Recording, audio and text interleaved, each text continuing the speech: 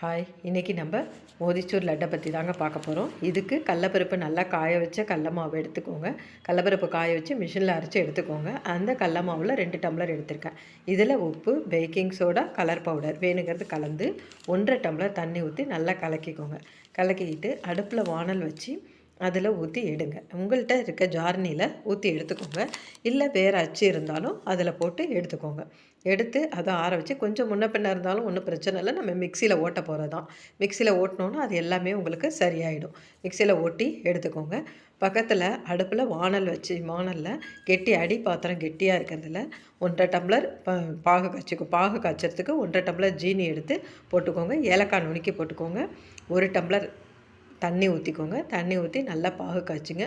பாகு நல்லா ஊற்றி கெட்டியாக வர வரைக்கும் வரணும். நல்லா கம்பிப்பதம் வருதான்னு பார்த்துக்கோங்க. கம்பிப்பதம் வர்றதுக்கு தண்ணி ஊற்றி அதில் இந்த பாகு ஊற்றி பாருங்கள், கரெக்டாக வருதான்னு பார்த்துக்கோங்க.